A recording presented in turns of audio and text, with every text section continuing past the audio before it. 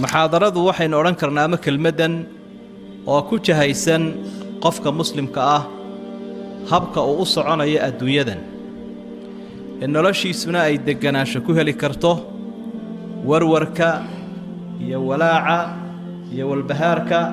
يا أقادم واقع وحلا يدعانا وكذا يران كرو مركا قفك لباتوين كهدي لباتوين هيستان يهدو واحتبيو يدي قد قل لها يضرفها الصدو حلنا يو أنا قد وخين والنصائح التلوين علماء أي مفكرين تلك قرين أي نصائر ورصنينه انت وقتي وينو كقعدنا إن شاء الله أتكو بعد وحوي فكر واشكر فكر واشكر مركه هراء وأنا فكرتاه إلهينا أمهات نقضى سبحانه وتعالى waxaad ka fikiraysaa wuxuu ilaahay ku siiyay faraha badan halkaad meel kale afka u taagi lahayd oo waxyaabaha dadka nolosha ka xumeeya waxa kamid ah iyagoo aad u sii eegaya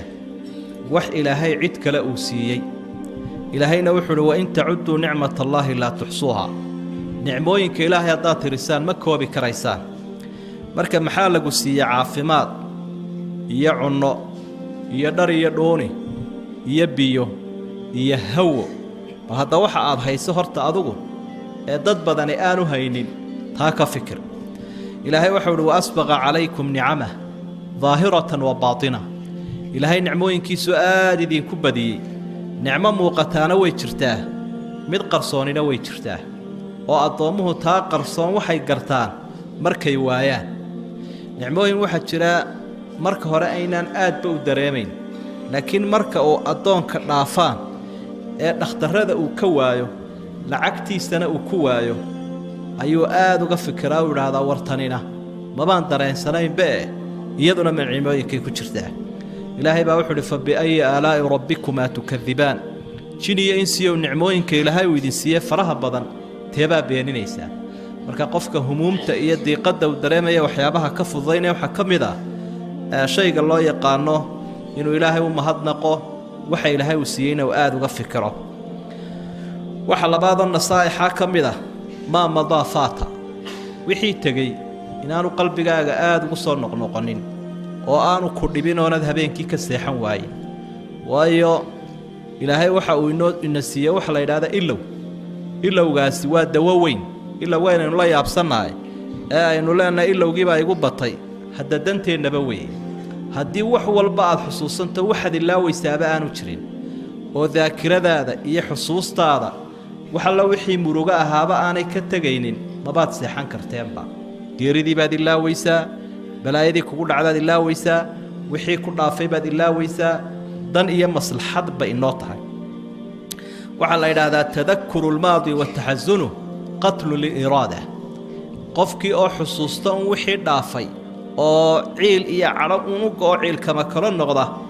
waxa weeye qatlu lil-irada qofka go'aankiisii iyo horumarku sameyn lahaa bay ka dilaysaa idan cinda al-uqala yudwa wala turwa wala iska laaba safxada oo lagu macilciliyo laba qofka hortiisa u neetaala maaha wixii dhibaatooyinaha iyo wixii dhaafay ilaahay baa wuxuu tilka ummatun qad khalat laha ma kasabat walakum ma kasabtu taas waa ummad tagtay sideeda ku dhaafo idinku shaqaysta way yawmuka waxa kamid ah nasaa'ixa maalintaadu waa maalintaadi maalinka taagan tahay maalinaad iska leedahay way oo aad ku xisaabtami karto idan marka aad gabalku uu ku dhaco subaxdii ha sugin marka waagu ku bariyana galabtii ha sugin waqtiga aad taagan tahay ku xisaabtan cimrigaagana ka soo qaad maalin kaliya inuu yahay maalinka saacadihiisa sanado qaybi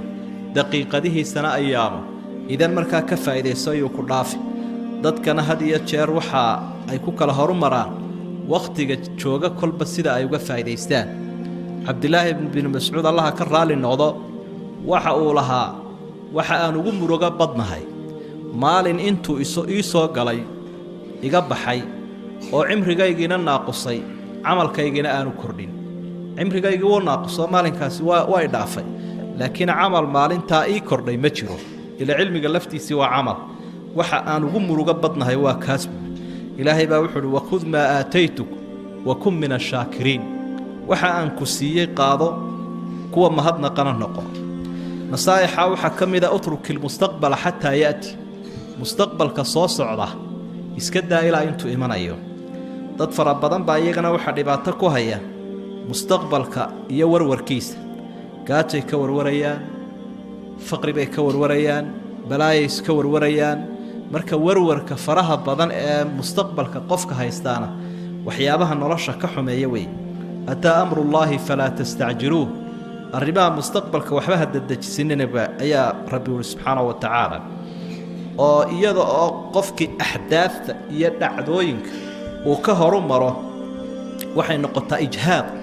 umurtiisu way dhicisaa qofka oo wuxuu ka dhignaanayaa qof midhihii goosanaya intaanay gaarin waqtigii bisaylka marka waxaad ka warwartaa ayuu jirin shaydaankuna waxa mustaqbalka la xidhiidha ee warwarka uu kaaga hayo ee aad ka seexan laadahay iska dhig ilaahay baa wuxuu yidhi ash-shaytaanu yacidukum al-faqr wa ya'murukum bil-fahshaa wallahu yacidukum maghfiratan minhu wa fadla shaydaanka waxa kalgeedka shaydaanka la yiraahdaa mufsidka magaca la baxay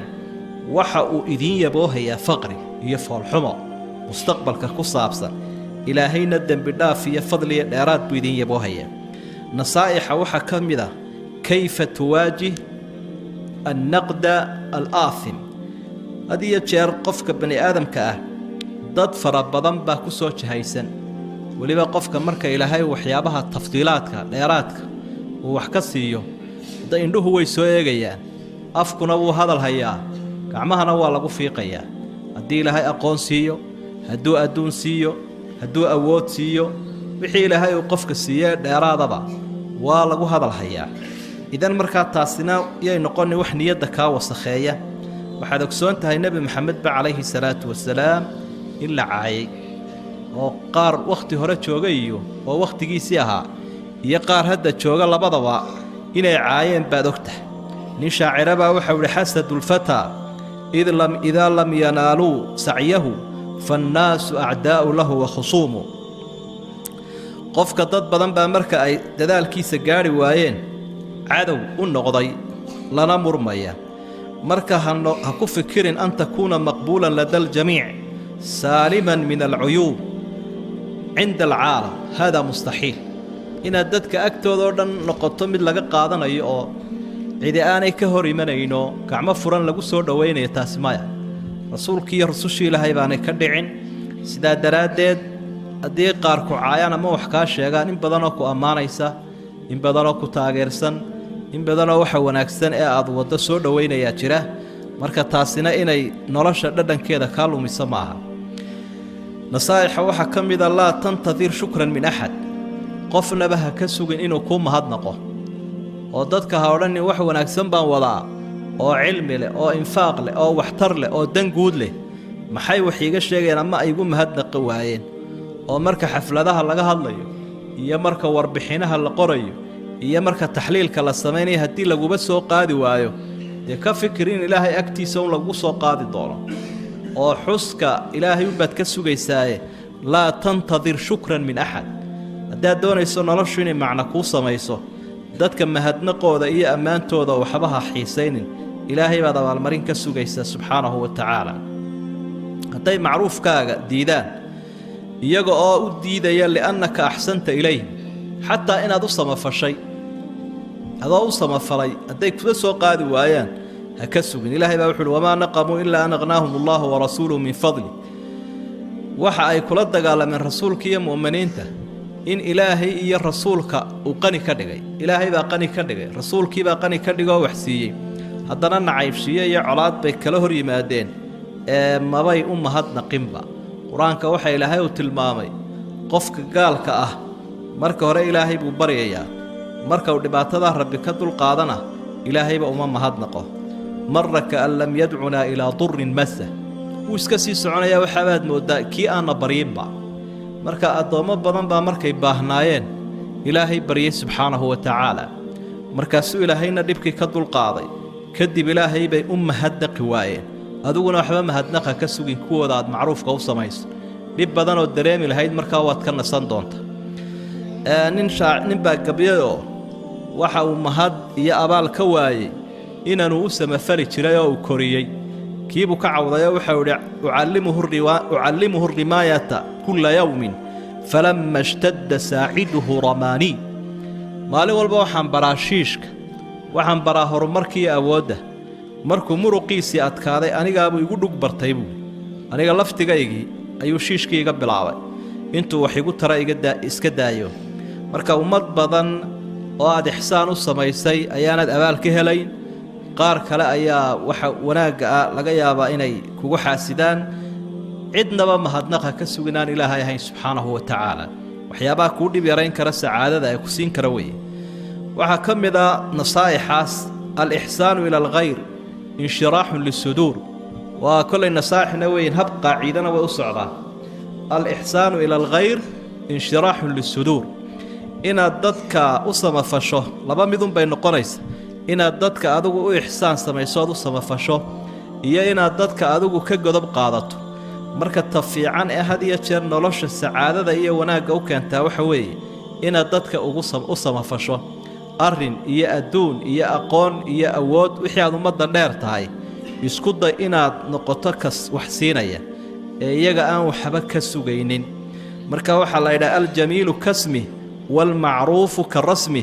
waalkhayru ka طacmi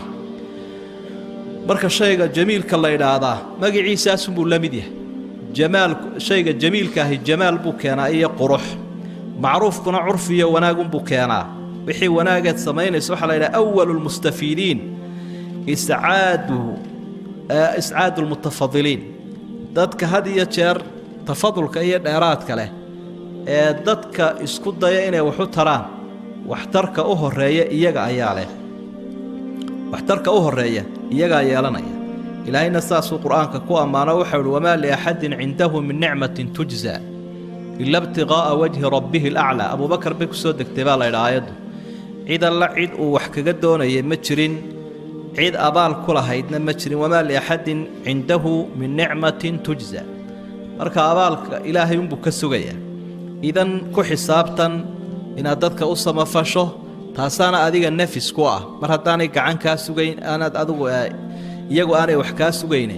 iyaga un ay wax kaaga maqan yihiin nasaa'ixa waxaa ka midoo ka sideedaada udrud alfaraaqa bilcamal udrud alfaraaq bilcamal haddaad doonaysa sacaadada nolosha iyo maskaxda iyo qalbigu inay kuu nastaan waxaa la yidhaahda faraaqa oo ah qofku jaaniska uu haysto inuu ku buuxiyo shayga camalka la yidhaahdo walow ciyaar jidhkiisa dhisaysa iyo tababaraan khayrka ka mashquulinna ha noqdabe oo waxaa la yidhaahdaa alfaariquuna fi lxayaa hum ahlu lirjaafi waashaa'icaat dadka had iyo jeer jaanis kale ama faraaqa hayeen shaqaysanaynin waa kuwa ugu muran badan ee ugu munaafaqad badan ee ugu isku dir badan sidaa daraaddeed baa munaafiqiinta ilaahay uu ka warramo wuxuu yidhi raduu bian yakuunuu maca alkhawaalif waxay raalli ka noqdeen munaafiqiintu intay jihaadkii ka hadheen oo howlihii caamka ah ee ummadda ay ka hadheen inay maca alkhawaalif dumarka ee guryahooda joogay ku hadheen marka howloo dhan kolkii ay ka hadheen hadal bay isu taageen foolxun inay tiriyaan oo aad iyo aad ay wax uga sheegaan dadkii mu'miniinta ah rasuulku horkacayay sala allahu calayhi wasalam waana dhab weeyo sidaa culimmadu ay sheegeen in fara badan dadkeenna waxa ama qaylaadda ku kalifaya iyo balwadda waxa boolatiigga iyo fadhi kudirirka ku kalifaya dee waa faraaqa qofku hadduu 10 saacadood shaqayn lahaa 2 saacadoodna midna uu sii socon lahaa midna uu soo socon lahaa 4 saacadoodna uu cibaadaysan lahaa waxaa laga yaabaa cidba kii la hadlaba wuxuu odhan lahaa fadlan lacagii weydii wakhti kuuma hayee adigoo iga raallaya wax wakhti oon kuu hayaa ma jirayo wax hadalan toona aan karayaae waan soo daalo ama waxbaan karsanayaa ama dharkan maydhanayaa ama in yar baan yaro nasanayaae hore ka sii dhaqaaji buu odhan laha lacag waan ku siin karaa laakiin wakhti kuma siin karo waa sida dadka adduunyada u warda ummadaha kale maanta ay u socdaan qofku waxaa laga yaabaa in ay uga sahlan tahay inuu lacag ku siiyo inuu wakhti ku siiyo salafuna saalixna saasay hayeen oo wakhtigooda diinta uga faa'iidayn jiray axadu aclaami salaf baa nin jidka isu taagayoo kolkaasaa wuxuu uhi ii joogaan su'aalku weydiiye lamuu ballansanayn marka horay buu ka dhaafay maalintii labaadna wuu dhaafay maalintii saddexaad buu ku dhegayoo wuxuu maalin walba waad idhaafaysaa bal maanta isu kaytaag wuxuu horta qorraxda jooji qorraxda marka aad joojiso ayaan anuguna joogsan doonaa intay qorraxdu socdo anna waan socdaa dee kol haddaad qorraxda la tartamaysa isku qolo mayhine bal ka sii dhaqaaji buuri marka udrud ilfaraaqa bilcamal haddaad doonaysa inaad nasato oo aad mafsuuq noqoto taa ku dadaal sidaa daraaddeed baa 50% dhakhaatiirta caalamka cilmu nafsiga ka hadlaa waxay leeyihiin waxyaabaha u kasbi kara qofka sacaadada iyo inuu raaxaysto maskaxdiisu way nasato aan u warwarin waxa ka mid ah in waqtigiisu buuxo oo shaqaynayo waliba qofka maskaxda ka shaqeeya waxa ka sii mafsuud iyo farxad badan qofka muruqa ka shaqeeya bayda sida midal dadka falaaxiinta beeralayda dadka dhismayaasha ku jira dadka xamaaliinta يعيشون كالعصافير في سعادة وراحة سيدا شبراها سي uga geeraarayaan kaynta dhexdeeda ay isaga faraxsan baxmaalin taasi dad ka dhisay heesay iska tirinaya waxa laga yaabaa kii dirayna ee taajirka umuumiga ahaana ee lacagta u hayeyna inuu maskaxda isayo warwar u naftahayo waxa kamid ah qodobka sagaalaada min asbaab saada la takun imma'a ha noqonin qof daba socda ama sida waqtigan dambe aynu raahna laga dhaxalo ama dhaka cid kale xambaarsan ha noqonin athar baa ku soo arooray ibn mas'uud laga wariyo oo culimada qaarkood ay daciif ku ahaayeen daciif ay ku sheegeen idan marka waxa muhiim ah inaanad naftaada ilaawin la tansa nafsaka wa shakhsiyatak wala tansahir fil aakharin inaanad dadka kale ku dhexmilmin oo shakhsiyadaada iyo naftaada aanad ilaawin waa muhiim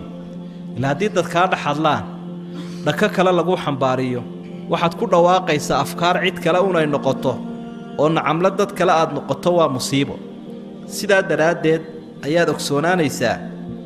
bani aadamka sidan ilaahay uu kala duway muuqaalkooda ayaa mawaahibkooda iyo maskaxdoodana rabbi uu kala duway subxaanahu wa ta'ala